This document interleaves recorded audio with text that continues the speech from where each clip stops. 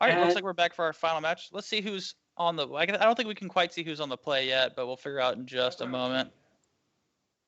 Okay.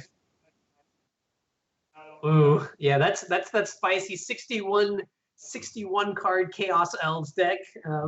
The more you hear about it, the more the wronger things seem. But we're in game 5. Julian on the play. Players tied at 2-2. Best of luck to both players. Let's see how this ends. Man, you know what I want to know? What is Julian's 61st card? And I want to see if it matters too. Oh yeah. Like, have you never done that where you play like limited or constructed? You had like a 1 extra land in or whatever, and you got to make sure it's a different arc to see if you drew it or not when you needed it.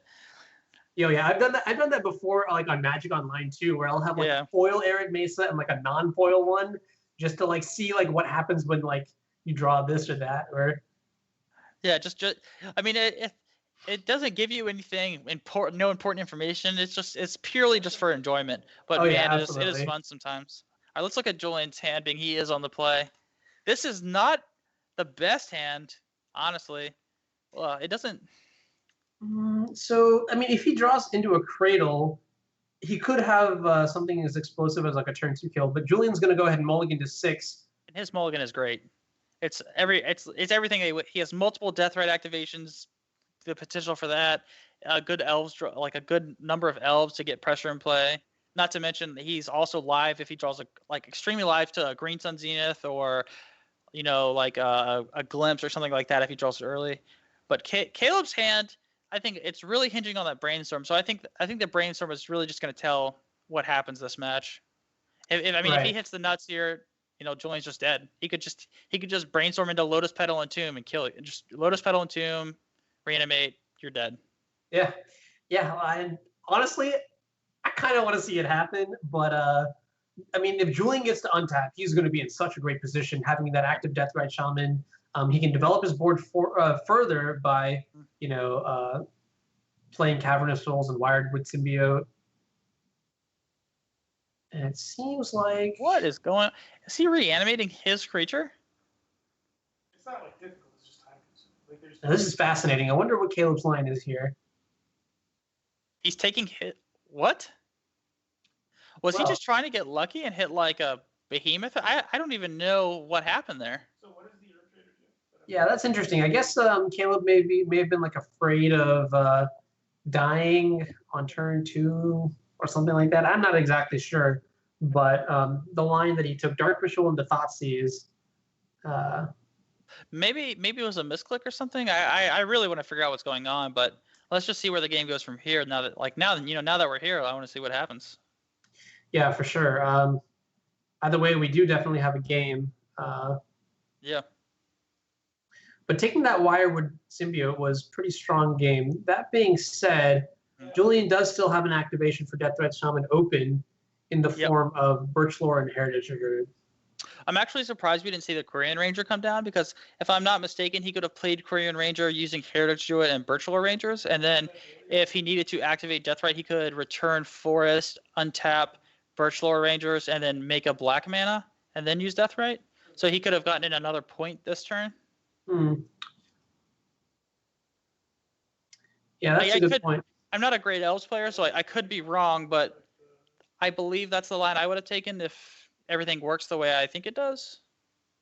Well, actually, he only has one untap effect, right? And he has to tap the Deathrite Shaman in order to activate the Heritage Druid. No, so the board would have looked the exact same way it did now, and he could have returned his tap Bayou, untapped Birchlore Rangers, then tapped Birchlore Rangers, Korean Drive for Black Source, or Korean Ranger.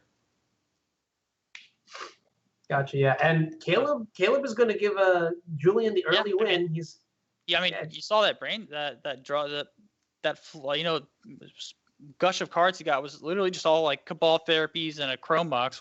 He's not going to be able to even race like the tiny clock that Julian had in play with that kind of draw. Right. He needed like multiple Shallow Graves to be able to get through 2 Deathrite activations on the fly. Like he needed like reanimate Shallow Grave to have a chance. For sure, yeah. And I mean, looking at Julian's boarding plan, literally he's just selecting the left half of his sideboard. Yeah, 3 surgicals, 6 discard spells. Let's see what Caleb's bringing in Monastery Mentor, which seems good because if Caleb doesn't actually combo him out with Glimpse, if he plays Mentor, every single one of those tokens is way bigger than an elf. Yeah, for sure. Caleb is bringing in the full 4 swords to plowshares to answer, those problematic Deathrite Shamans and what have you. Yeah, I mean, if you stop Deathrite Shaman outside of the surgical, then that deck doesn't have a lot of ways to interact with you. Because if you kill the Deathrite Shaman and you have a Gristlebrand chilling in your graveyard and they don't have surgical, they can discard you. They can play all the discard spells they want. But if you top deck that reanimation spell, that's all you need to go off. Right, for sure.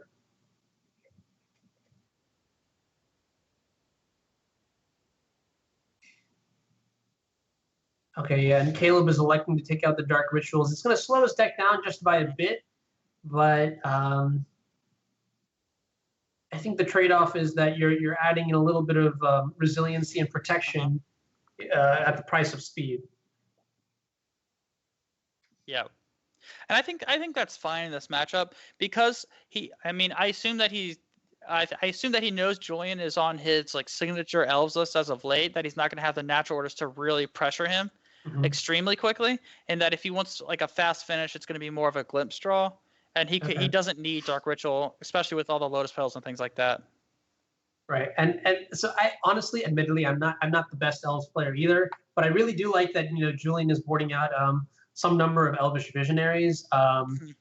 It really just shows his understanding of knowing what is important in this matchup. The first Elvish Visionary is absolutely important because you have something like Green Sun Zenith to tutor for it if you really need to. But the second, the third, and the fourth, in this matchup where it's all about getting on the table fast, having a lot of stuff early on, they're kind of clunky. So I really do like that he's boarding those out. Not maybe one game out of 50 is going to come down to beating him with Wirewood Symbiote and Elvish Visionary, where compared to maybe drawing that Sylvan Library or top decking that surgical you needed in time to use it before or Thoughtseize, because if you spend 2 mana on a Visionary, you don't have really mana to cast other spells that turn, right? Especially in a format like Legacy. Wow, this hand from Caleb looks pretty explosive. He's going to be able to have a Thoughtseize, and if he ever hits a reanimation spell, then he's just golden. And it looks like he's gonna have to take the Scavenging Ooze from Julian's hand, and then it's gonna give Julian a turn or so to get another ooze and play off that Zenith. Yeah, I mean it's kind of a double bind really, because if Green Sun Zenith represents Deathrite Shaman, and Scavenging Ooze by itself represents graveyard removal. So it's tricky to see what Caleb has to take here, or what he decides to take rather. Yeah.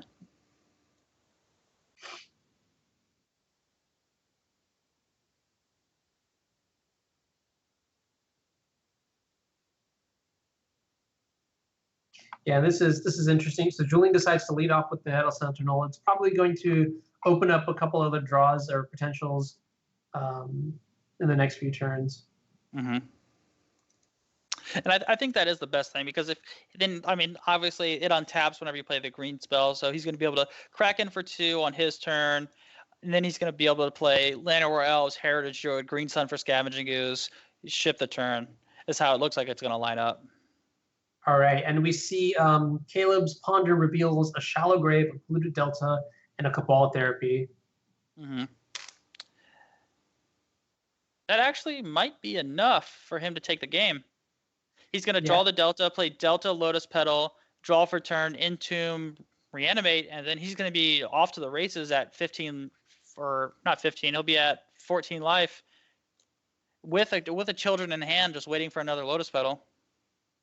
Because he doesn't even have to Entomb, reanimate the Children and try to dig for that. He literally just needs a Lotus Petal or maybe a Dark Ritual or something like that. Yeah, for sure. To get more mana. He may have boarded the rituals out, but either way, Lotus sorry, Petal you're right. Yeah, he boarded the rituals out. Yeah.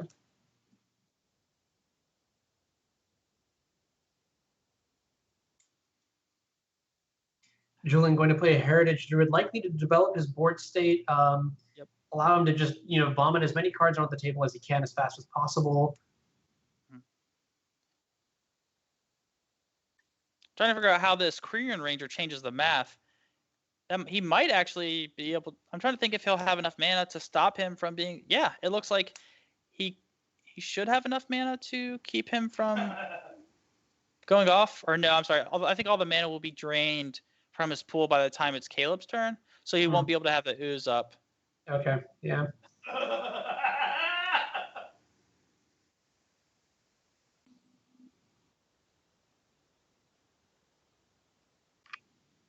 That was. I almost want to try it out and see, but I'm not really that scary, so Okay. We can find out by looking at the lists. Looking at the no, I think he only has the one copy in the 75. Okay, yeah, so it looks like he just only did have the one ooze. I was misspoken, but he does have a Deathrite Shaman to go for. So this is essentially Caleb's last turn. He's like, show me what you got, and Caleb's got something pretty good. Yeah, I mean, the Deathrite Shaman is probably the best it's going to get in terms of how Julian can set up his board and everything. Very important in this match, I think, is who's going first. Actually, I feel like being able to land that Deathrite Shaman on turn one, game one, was just phenomenally important. Yeah, and it looks like Caleb is drawn pretty well here. I see 2 Lotus Petals as well as the Children of Corliss that we saw before. He also does have the well, actually, now that I think about it, Caleb is sort of boarded out of the combo, right? He doesn't have Dark Rituals. He can't necessarily kill his turn. Well, he can't kill this turn, but he can just Swords to Plowshares, Deathrite, be at a ton of life, and then have just Emrakul next turn once Julian has no interaction. Okay, yeah. I mean, if game 3 goes like this game, I think it's going to look like a good match for Caleb. But, I mean, look, if you look at Julian didn't draw his discard, he didn't draw his surgicals. There's a lot of cards that he didn't draw that could have stopped this potentially. Yeah, I mean, it could have just been the case that Julian's 7-card hand was honestly too slow and should have been a mulligan, given that the critical turn, the turn that this Tin Fins deck goes off, is sometimes turn 0, rarely, but normally like turn 2 or even 1. I do agree with you that his 7-card hand should have been a mulligan. Just a jab at you a little bit. He did mulligan his 7. He actually kept a 6 that had a turn 2. He had a turn 2 Scavenging Ooze, which I think is good enough because I think I'd keep the turn 2 Ooze instead of going to 5. So I do like his keep, but just not quite fast enough this time. Right. Yeah. Okay. Actually, that definitely does change things. If that's a mulligan to 6, then yeah, the turn 2 Scoos. Well, because actually Caleb played Thoughtseize on turn 1 and took Scavenging Ooze, right? I think that's what happened this game. Something like that. I do see a Thoughtseize in the yard. Yeah. So yeah, he Thoughtseize Ooze on turn 1 because Julian actually had Llanowar Elf into Ooze activation, so he was protected on turn 2. His hand, but then it looks like Caleb's draw just had too much come together too quickly for Julian to overcome. Right. And it looks like it's the same thing as before. I think Julian doesn't want to just concede right away. Like, he knows it's possible that Caleb could loop, but he wants to see how he sideboarded. Because if he doesn't see him, ritualing a bunch and looping his deck, then he knows that he sideboarded in a way where that's not possible, and that could affect the way that Julian plays in the third game. Yeah, for sure. I mean, yeah. Okay, go ahead. Yeah. Well, actually, sorry, I'll take it. Julian does know for sure from previous matches that Caleb does have Swords to Plowshares in his sideboard. So he probably knows that is coming in at the very least. The real question is, what's coming out for those, and what else could we see going in back and forth?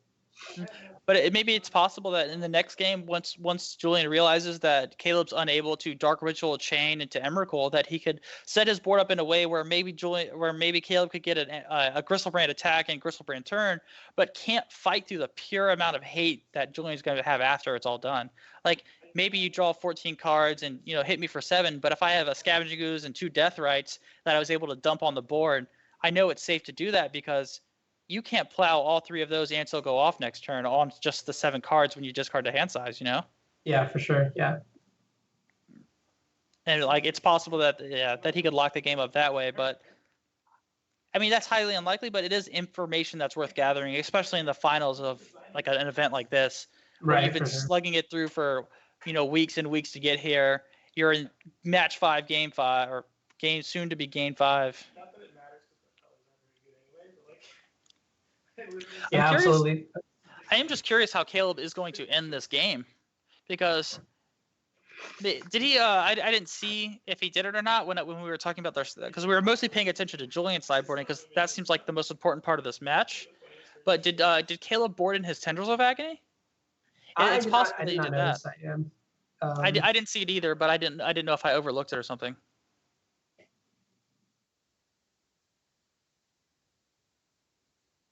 Yeah, I mean, we'll find out shortly. I do distinctly recall seeing a couple copies of Mentor and Confidant shuffle back and forth. Between that and the plows, that seems like a lot that Caleb is actually bringing in. Yeah, I mean, he's also at 40 life, so he's got some time to do what he wants. But I believe that's his only Gristlebrand in the deck.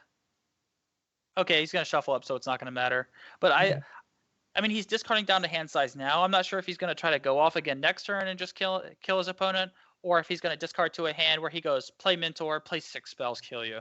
Like you're dead to that too. 2 Gristlebrand's post board. Okay, cool. What I'm interested in seeing though is how Caleb is going to select his 7 cards in order to play around, the discard that he's anticipating and the other stuff, the surgical extractions. Yeah, I mean, I'm not sure. It's getting kind of late. I can't remember. I don't believe they shared lists, did they? No, they didn't. Yeah. Okay, so he doesn't know that he has surgical, but maybe he can make some assumptions that he has some form of graveyard hate outside of just the creatures of Scavenging Ooze and Deathrite. But he definitely knows he does have, at least 5 to 7 pieces of discard coming in somewhere. Right, for sure.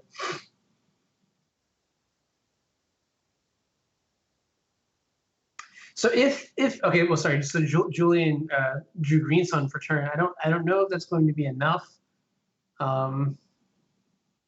He could potentially Zenith for an Elvish Visionary and hope to draw into the surgical extraction, maybe. Surgical is not going to be good enough when he's got Cabal Therapy, but maybe he could name the wrong card. He's got Probe Therapy for any kind of things like that. He's got Brainstorm to protect his hand from discard. He's got Scrubland into Swords of Plowshares to protect himself from a graveyard attacking creature. Wow. Wow.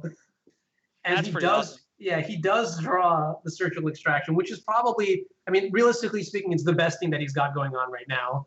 I'm just curious if Caleb is gonna, the last test of this game is Caleb gonna mess up and lose a game he shouldn't lose? I don't think he's going to, especially he's at 32 life. He put his hand together this way for a reason. I assume. Right. Okay, he drew Thoughtseize anyway, so he doesn't even have to lead with Probe. He can just fire off that, and all right, yeah, I think that's the game right here. Let's see how do you think their sideboarding is going to change with this game in mind? Do you think they, Julian or Caleb, realize that maybe there's cards they didn't see, or for foresee coming in this match that would change how they want to approach the game 3, especially being on the play or the draw? Yeah, so 2 things. The first thing that I want to talk about is I really feel there's an argument for actually just conceding to the Gitaxian Probe there. Obviously you want to know for sure that the kill is confirmed, but revealing that surgical extraction is actually just big game. I didn't think about it. I think you're completely right. I think once that Thoughtseize went on the stack, you just concede game, go to game 3.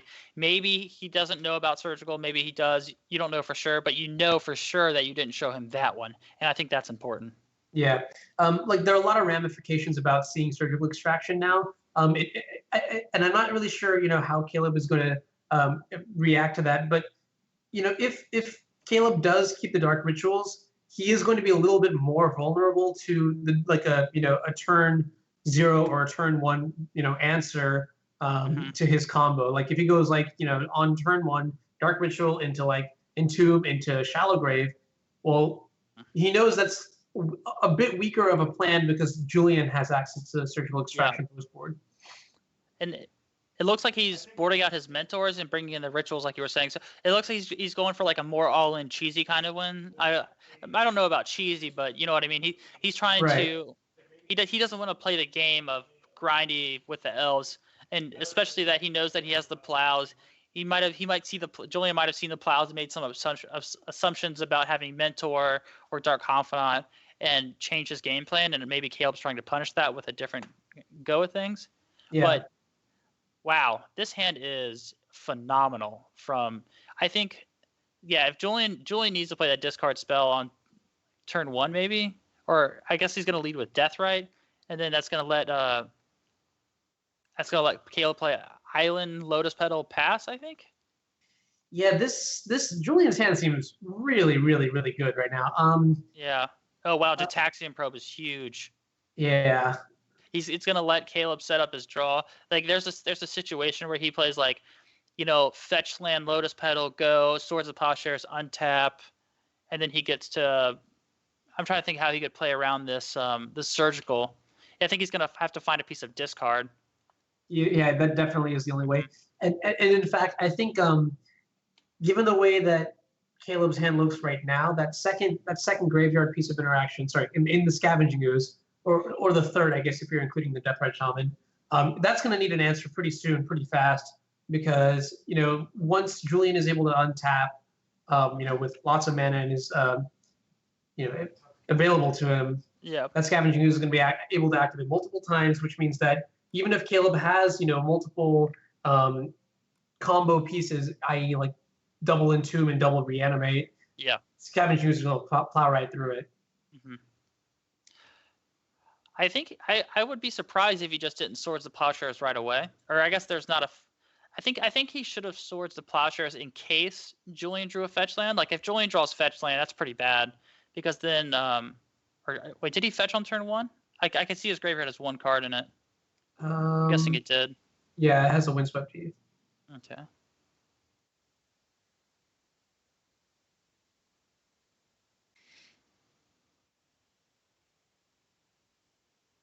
I think Caleb is much better at playing this kind of deck than I am, so I'll take his advice over mine any day of the week. Yeah, likewise. I'm in the same his boat as lines. you. I really just want to see Gristlebrand get hard cast. That's really it. That's living the dream. It's possible that he believes it's easier to overcome Deathrite with 2 reanimation spells than it is a Scavenging Ooze. Because with Scavenging Ooze, obviously, if you have 3 green mana, you're not getting through. It doesn't matter how many reanimation spells you have, you're not getting through that. Where with like a Deathrite, it's possible.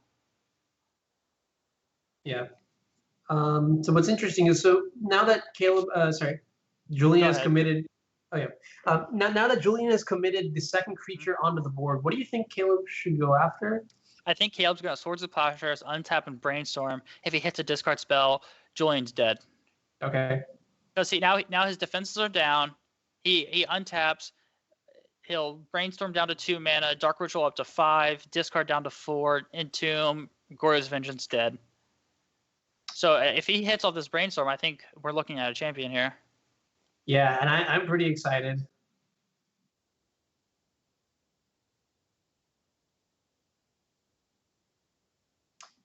Ooh. Whoa. Oh man. Is this enough? Let's see.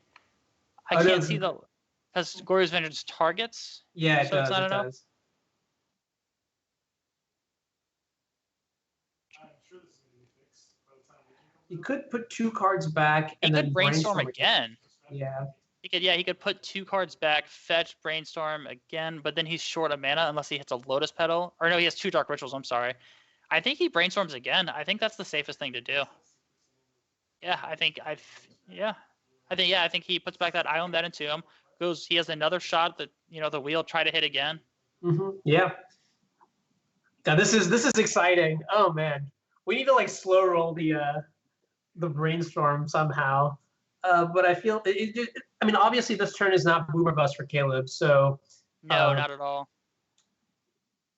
Even if he got a Swords of Plowshares, he'd still have time to draw into a discard spell, right. Things like that. And did we hit? Oh. Wow. Wait. 1, 2, 3, 4, 5, 6, 7. So he's 1 mana short of hardcasting Emrakul or Gristlebrand next turn? That's hilarious. But he can just go right now. It doesn't matter. He has it. Yeah, that's right. He hit the second discard spell, he hit the second reanimation spell, so he gets to double ritual, Entomb, Goryo's Vengeance, and then once Julian goes for the surgical, he just fires off the other one. He goes down to 0 mana, but then he's going to be at 23 life, facing down. He's going to be at 23 life after the attack, able to draw 21 cards, and I'm sure from there it's going to be just easy work. Yeah, we might be looking at a Legacy Mediocre League champion in just a few minutes. I actually think the right line of play here might be for, depending on what he draws, for Caleb to only draw 14 cards and then try to go off next turn to be safer. That's actually I like that idea. At this point, I don't think it's actually mattering. I think it's basically a lock that Caleb's going to be able to take down this match and become our mediocre champion, I suppose.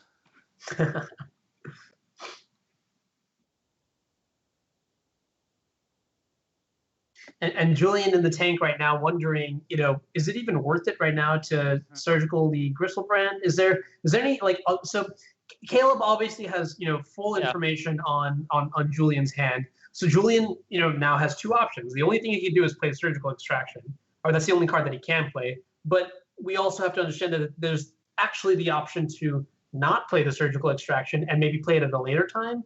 Is there a window of opportunity where saving the surgical extraction for later could be better? I think there's not really going to be a window, right? Because he's going to find his Children of Kolos, so eventually, and be able to hard cast it. And I think, or if he draws 7, he's just going to play a discard spell. So I think he's this surgical is going to decide the game. I think the best way to try to get Caleb is maybe surgical that Lotus Petal or Dark Ritual. I think the way that you win this game is stop him from comboing in the future. So try to survive this hit and then win the next turn. All right, let's see what happens, because surgical on Dark Ritual or Lotus Petal is actually extremely valid, and Caleb has made his land drop for the turn in the Flooded Strand that searched up a Underground Sea. Yeah, because if Julian knows that this surgical's dead on the Gristlebrand, then there's almost no point of doing it. So if he surgicals this Gristlebrand, he's basically admitting, I think the best way for me to win is to Spell Pierce you and Raven's Crime you. If he goes after the Lotus Petal or Dark Ritual, he's saying, I think the best way for me to get a win out of this match is for you to maybe not have the best Gristlebrand draws, maybe to not have a way to kill me once you start going off, and I can stabilize the board with my Deathrite Shaman. Because honestly, if he goes after the Gristlebrand and Caleb can do whatever he wants, I don't think that Julian's really going to have a chance this match. And Julian is going to call Caleb's bluff, or not bluff actually. He's just going to call, saying, you don't have a second Goryo's Vengeance. Oh wait, no, he's not. He's going after the Lotus Petal. Wow. All right. Now we got some heat. Yeah. We got some action in the house. Some petroleum has just been spilled all over the battlefield. But this is risky too, because Caleb's going to get to draw 16 or 14 cards, and if he hits Dark Ritual into an Entomb for Emrakul, he wins the match. If he hits a way to cast discard and make himself discard a card, discard Children of Kolos that he naturally draws, and then hit it with a Shallow Grave, that's going to be the match.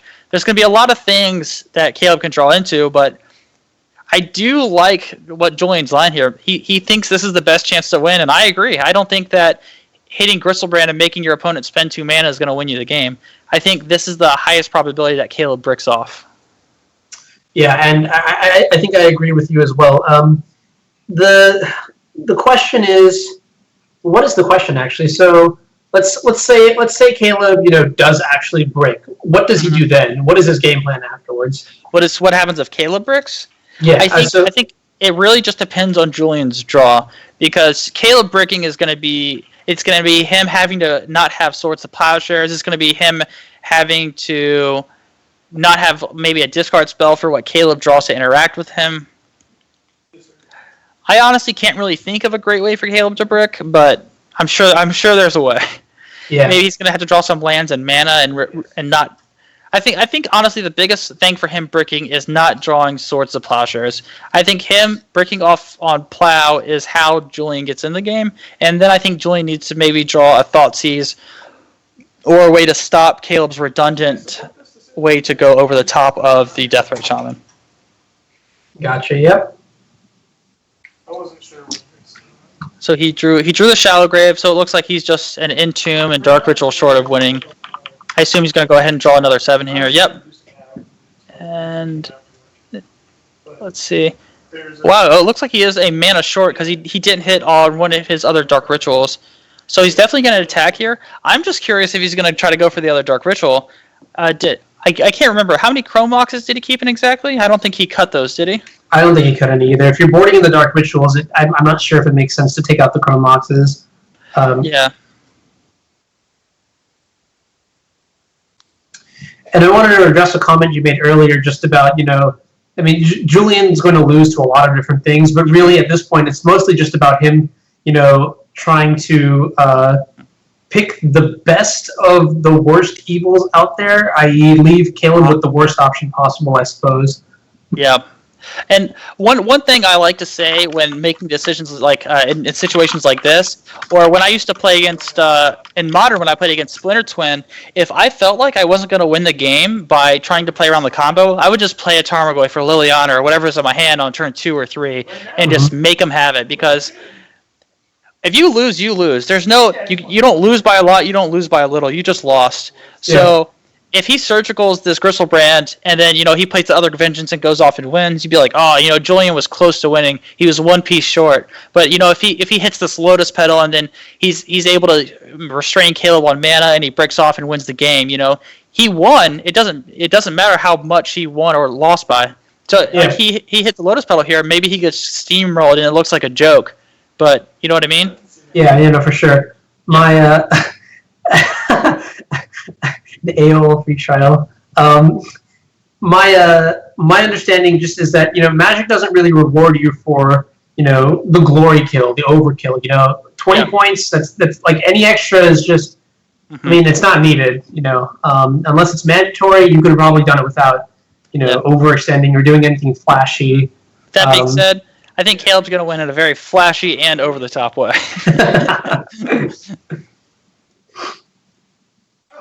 That's almost enough for the action. And this is very interesting. Okay. It looks like he's going to end up having to pass turn, so Julian is going to be able to eat that Gristlebrand with the Deathrite, and Caleb's going to have to discard. But I assume it's going to end up not mattering because he's going to be able to Entomb, Shallowgrave, the Emrakul. Whether he removes the Gristlebrand or not, he's going to have ways to go over the top of what Julian's able to do on his turn, especially because, he has no cards in hand now. Right. I mean, are you ready for the surgical extraction off the top one time? Oh, I'm ready. I think a discard spell might be good enough too. Like a Thoughtseize to take that Entomb might be enough to buy him time to take the game over with a Deathrite or peel out of it. So I mean, like I said, like taking that Lotus Petal is giving him this extra turn to go off. Because if he didn't take that Lotus Petal, I don't think he gets this turn. For sure. Yeah. So now he does have the opportunity to draw that one card and. Glimpse of Nature. All right. Let's see if he plays Cavern of Souls. Yeah. The decision he has on the turn.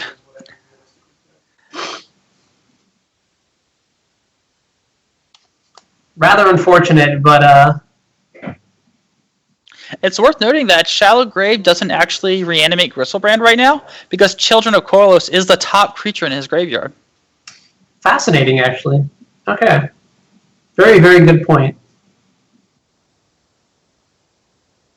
Well, I guess Entomb can remedy that, though.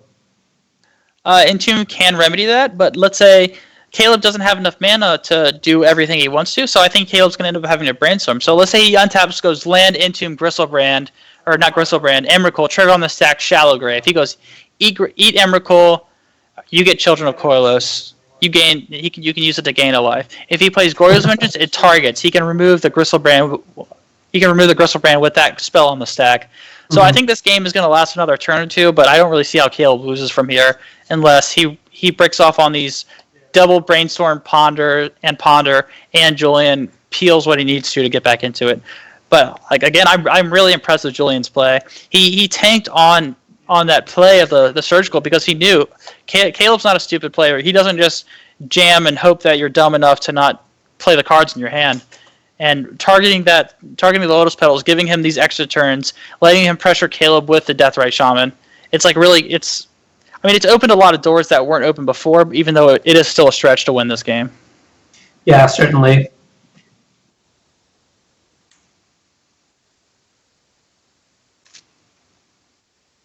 No, yeah, that was one decision Julian had.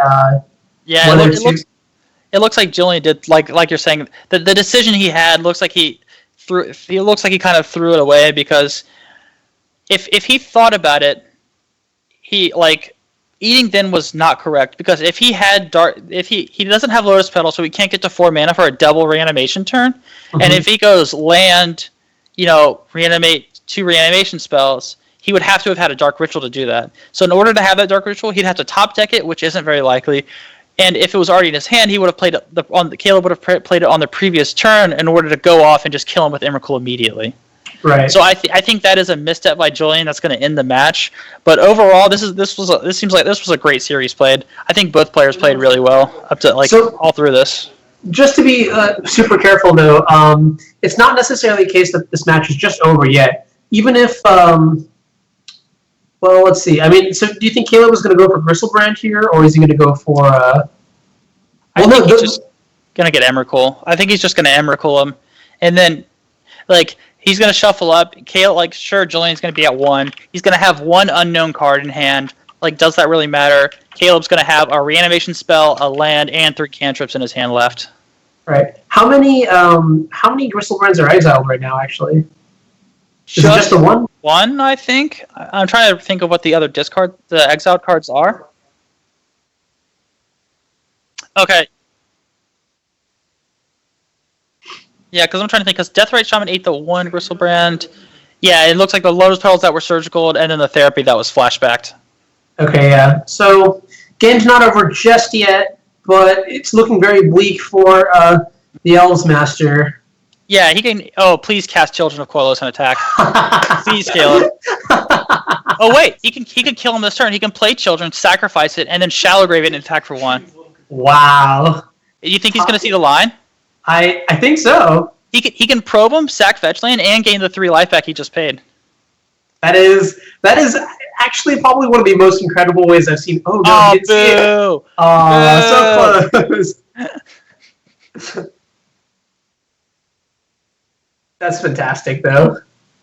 Wow, we need to berate Caleb for the series of blunders he just made. Right? Yeah, just giving Julian the chance to draw something. Yeah, he didn't even have to play around Surgical. Julian's at 1. He couldn't cast it. Exactly, yeah. Wow, what a match, though. I mean, it looks like Julian doesn't have anything. I'd be surprised, somehow, Caleb disconnects for an hour or something, but yeah, that's not even probably going to be enough. And Caleb Durward down 0-2, which is the worst position you could be in a best of 5, looks like he's going to make a 3-0 comeback to win the Legacy Mediocre League. I'm excited. Yeah, definitely rallied back with the most Caleb deck imaginable too. Absolutely. When you think Caleb Durward, you think 10 Fins and Survival. One of those decks is banned. This is all he has left, Yeah. I mean, after all, Caleb's nickname is 10 Fins Man, so it is fitting that this is how he wins. This is how it. Yeah. Yeah, this is how it happens. Not just how he wins. This is he's winning with style. Now Julian knows what it's like to get killed with 1/1s. You know what I mean? He just.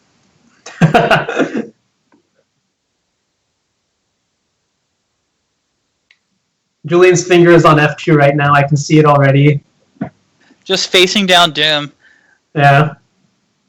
Julian's been up so late now that it doesn't matter. The difference between 4 a.m. and 5 a.m. is all the same. And Caleb Durward's going to take the match, winning against Julian Knab 3-2. Fantastic job.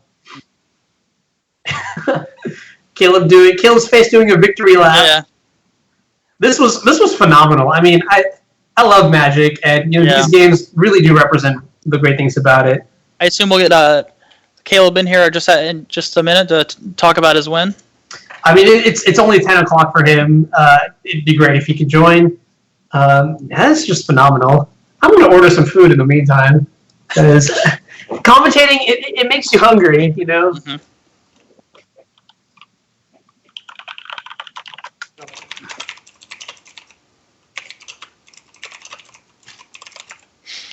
Man, I'm just excited. I just want to hear Caleb's thoughts about going through that match, especially when he was down like that. Like, it's so insane to come back from such a deficit. For sure, yeah. And like, and think about the games he won. Like some of the games that he won in such insane fashion. Like the most crucial games, the third game against Miracles, he drew all those mentors and all those like in the Dark Confidants, like one after another, just like peel out of it. And then in the final game, he's like barely able to squeeze through. His reanimations fell through the surgical and the ooze and the death right. And then he finishes it all off with like literally the worst card in his deck. It's a 1/1 for 1 white.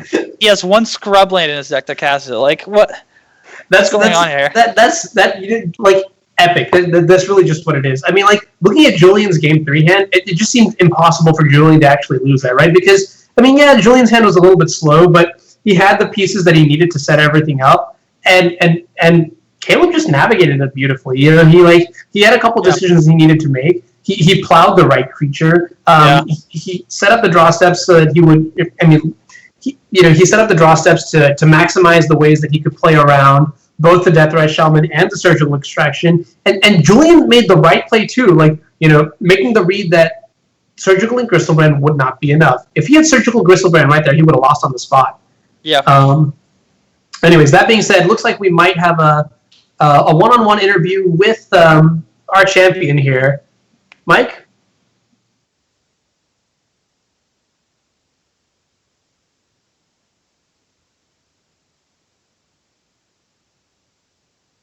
Oh, wow. That happened. That was fast.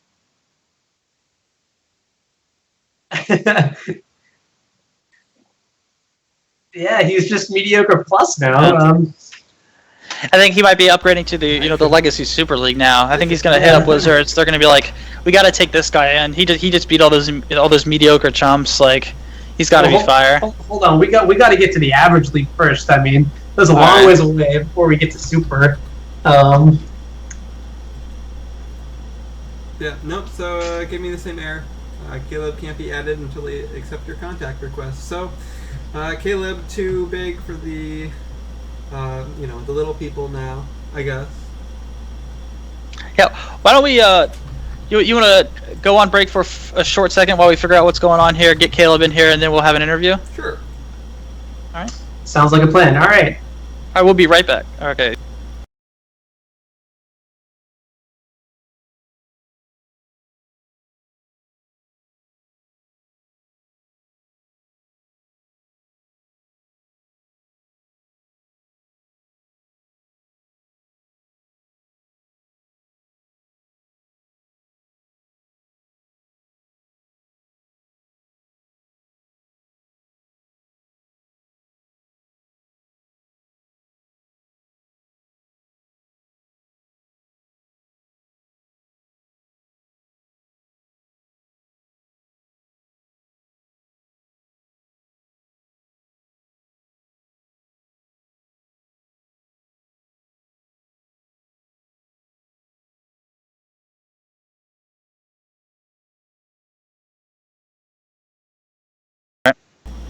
You're live. We're alive. All right. Everyone's alive.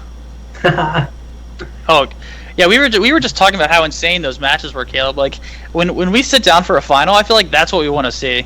Like every turn just felt so like, especially like to me the game that sticks out was that game 3 against Miracles. Like tell me like what's going through your head when you're playing that match, with everything on the line. Like if you lose, it's over, and like your 7 looks shaky. He had all the answers to line up to your threats as well.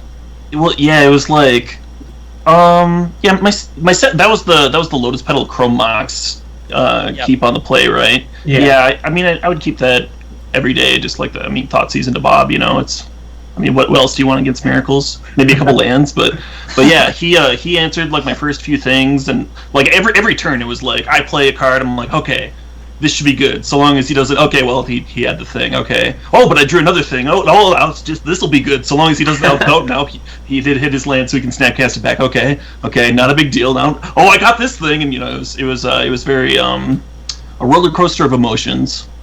Yeah, no, absolutely. You are I would say probably the most experienced player in the league, if I recall. Now, when you're down 0-2, does that change? Does that mess with your mindset? What do you mean by experienced? There's some pretty strong players in this tournament. I mean more so like high level Grand Prix tournament experience or like Pro Tours, things like that. Yeah, like at the highest levels of the game with the most on the line. I think. Outside of like Bazaar of Moxen, I guess you don't have access to that.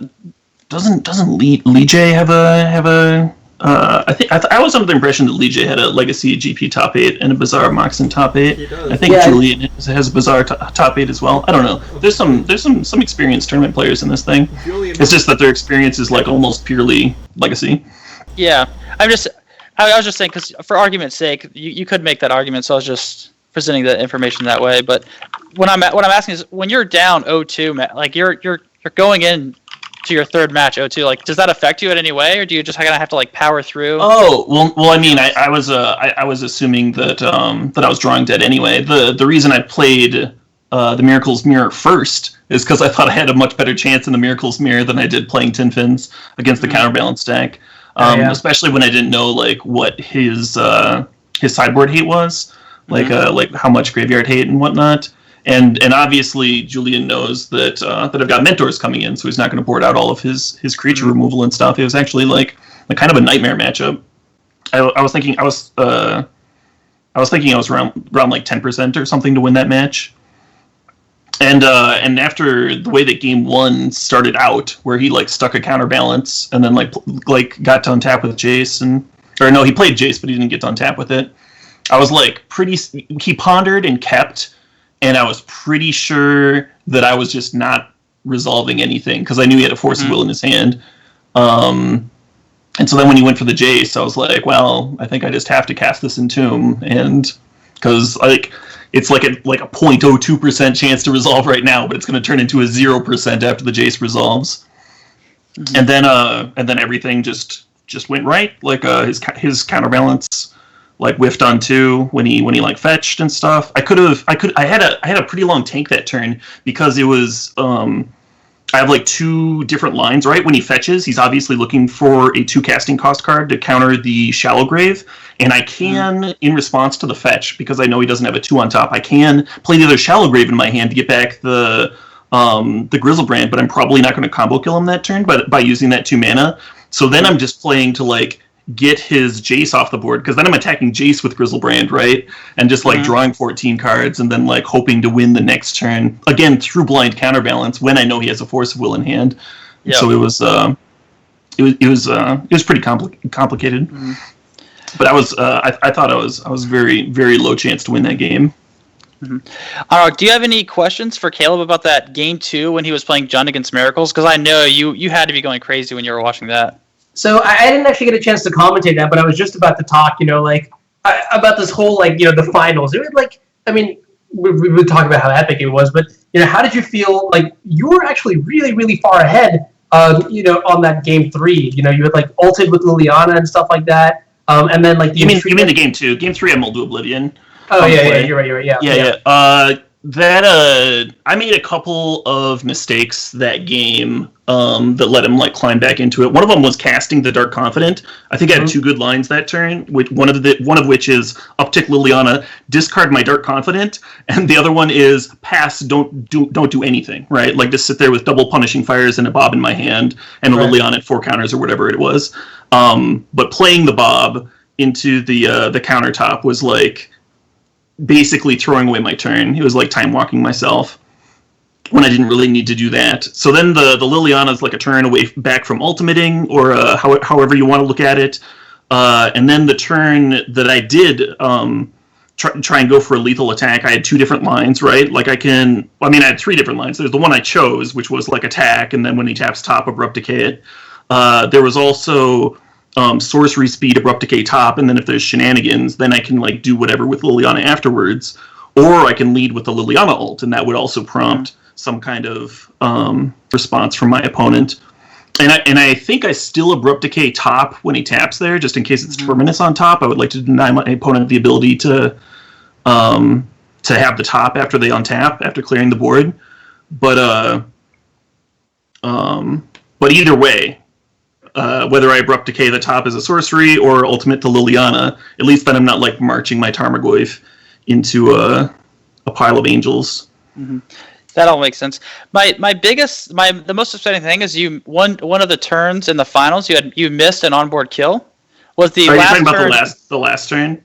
Yeah, with Shallowgrave, I didn't like just sack children and then Shallowgrave. Yeah, come on, man. Yeah. You could have probed. You could have cracked fetch. Like you could have gained life, could have got him for a point. What else did you want? It's not the first time I've missed that kill. I actually missed that specific kill to miss an open top 8 the first tournament I played the deck. Oh, wow. Okay. Well, at this time it came back. You won the whole thing. You are the champion. So, props to you. Julian actually pointed out that I made a much bigger mistake the turn previous when I didn't flashback therapy, so I let my Emrakul get exiled, but I was like trying to speed up to like close the tournament out, Right. So the children was actually my only win condition left in the deck, so it's a good thing Julian didn't just like play a land and anything at all, because I would have lost to that. Like land Nettle Sentinel, you're just like, Jesus. Like you're like, I'm gonna have to plow that. Now I have to plow it, and now I have to attack 3 times. Like, yeah. That would have been a really good way for the series to end. Also, I mean, I'm just thinking about Game 5, Match 5. Like you Gitaxian and probe, and you see like the Deathrite Shaman in play. You see the Surgical Extraction and the Scavenging Ooze, and immediately like those are 3 of the worst cards that Julian could literally have in his hand at that time. It was a good hand. My hand was good too. So I wasn't panicking. I was like, okay, I've got a little bit of time. I can like maybe strip some of these out of the hand, like not have to deal with everything all at once. Mm-hmm. I think that game would have been I was on the play that game, right? You won game 1. Hold on, did you? No, I think you lost game 1, right? You did lose game 1. He led with Deathrite Shaman and then played a bunch of elves and kind of took the game over from there. Yeah. So you were on the draw game 3. Yeah. Yeah. Wait, was I? I thought I was. Well, I thought you were on the draw game 3 because he led with Deathrite and you played. Okay. I can't remember, but I just know he played Deathrite turn 1, game 3 on the play. Oh, but I already had the Swords to Plowshares in hand. Yes. Yeah. Which ended up killing the Scavenging Ooze, maybe? Yeah, because he tapped so, the Deathrite so that he could play the Ooze with 1 mana open, which is like the same as just playing the Ooze and passing with the Deathrite up. Yep. So not to cut this short or anything, but I'm gonna cut this short because I have stuff to do and Caleb has stuff to do. So thanks for joining us, everybody. Thanks for commentating, guys. Yeah, absolutely. It was a blast to watch. I mean, congrats to you as well. That's what 2 3-0 sweeps like in the same day. Like, you played a lot of Magic today. Holy crap! What? I didn't know. The semifinals was a pre-recorded match. Yeah, okay. I had that last night, and then I spent all night. Yeah. I was actually like commentating in the chat. Okay. Never mind. I didn't realize that, but still, yeah, that's a lot of Magic. Good on you. Still 5 matches, still like very grueling. I think they all two of the 3 went to a lot of them went to game 3s. That's all I know. My brain's gone. No problem. Anyways, special thanks to Michael Bond, Matthias Kress, Felix Munch, Tomas Vec, Anurag Dan, I think, Brett W. Jane, Daryl Ayers, which is you. Yep. And all of our players, Caleb and Tim and Julian especially for doing this extra week, because I guess they're almost not mediocre. Caleb is confirmed not mediocre. And special thanks to South Florida Magic, our sponsor for Season 1, and now this officially concludes Season 1 of the Legacy Mediocre League. So, yay! Yeah. Hopefully we'll have a Season 2, and we're looking for players and sponsors, so if you're interested in either of those, contact us through our website. There's a contact field, or on Twitter at it's Julian23 for Julian, at it's Flusterstorm. I'm sorry, just at Flusterstorm for me, or at Legacy Med League for just the league page. They all connect to either me or Julian, or both of us. So, yeah, thanks for watching, and it's been fun most of the time. We've learned a lot. We've come a long way. Thanks for South Florida Magic again for sponsoring and providing prize support. Perfect. All right. Good night, guys. All right, you guys have a nice night.